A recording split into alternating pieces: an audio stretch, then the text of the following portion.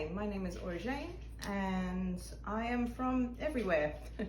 And I'm inspired by all sorts of different things artistically.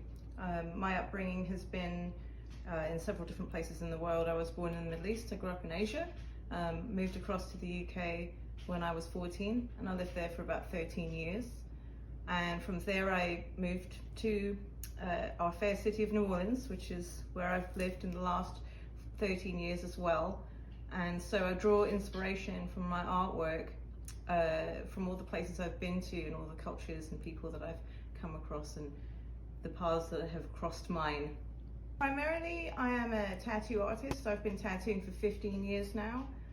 I also have a fine art and design background, and I also do some performing arts as well, theatre-based.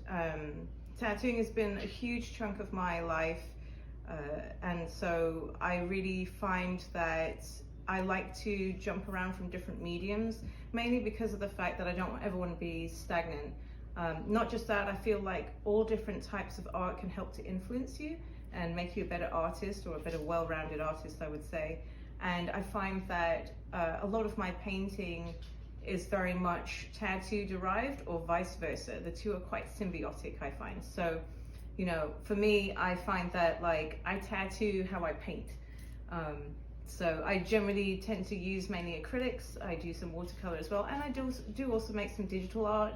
But tattooing and mainly painting with acrylic paint are the two most favorite things. I'm really super happy to say that I am showing these interactive pieces at the last Gallery on Magazine, which is 7028 Magazine Street here in New Orleans, and I'm proud to say that I'm going to be a mainstay over here, so that's really exciting. I get to be able to work on some more projects with some amazing artists. We just wrapped up our opening night and house party, which I'm excited about, but we're still currently showing our works over here.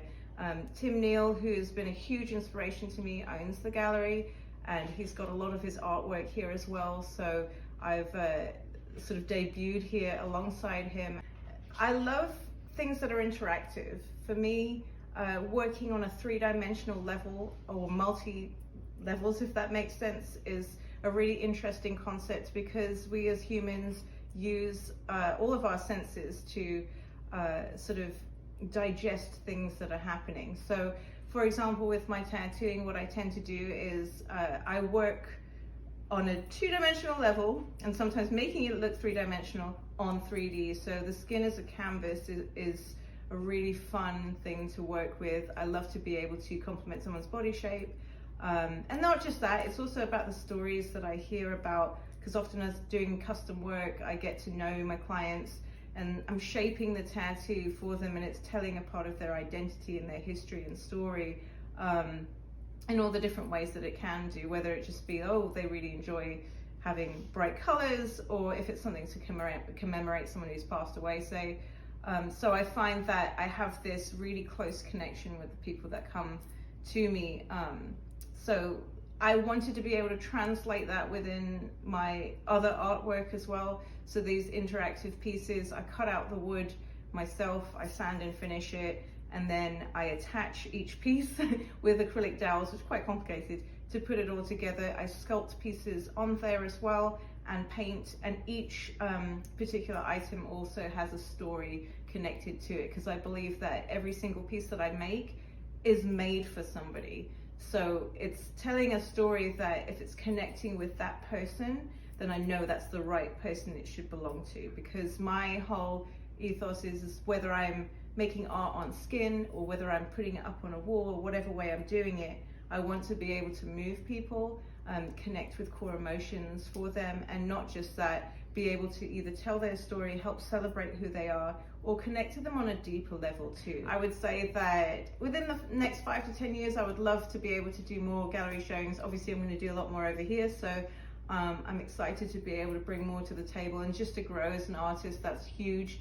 To be able to touch other people's lives, like for them to either collect pieces or see me tattooing or whatever, all of that kind of comes in the same kind of bracket for me, but I'm always constantly just wanting to evolve and get better and better at my craft, and so like ideally I would love to be able to show in other places.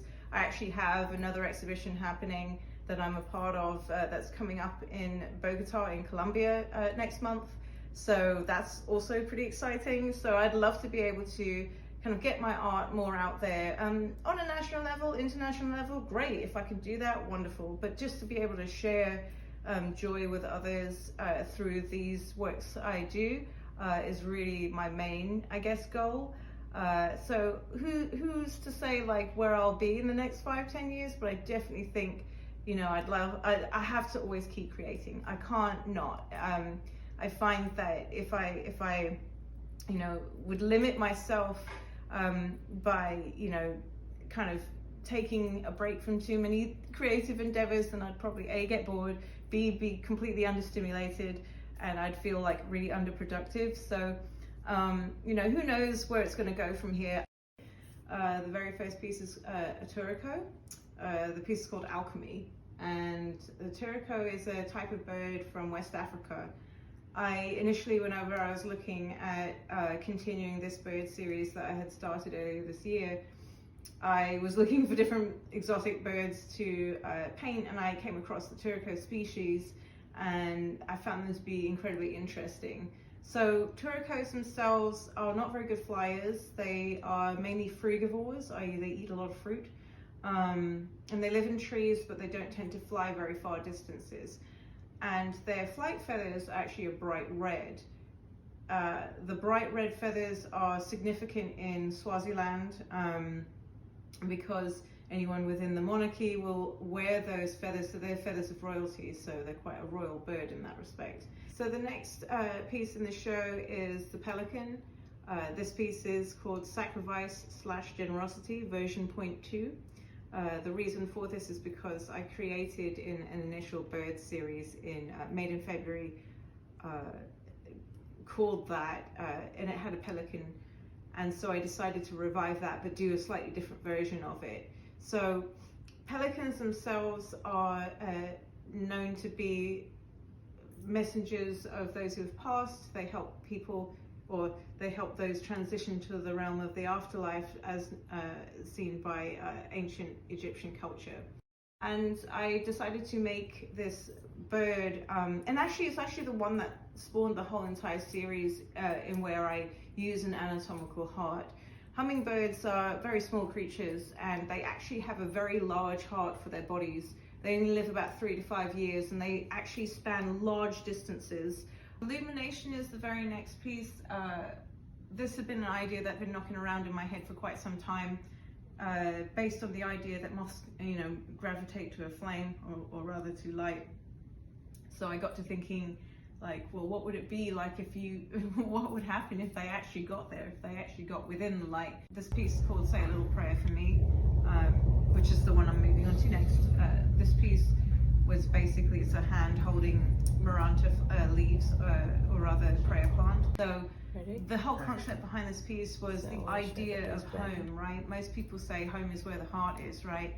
So it's where you feel the most comfortable, whether it be, you know, having a roof over your head and having financial security, or, you know, good relationship or community around you, surrounding you. That kind of gives us, or conjures up the idea of home.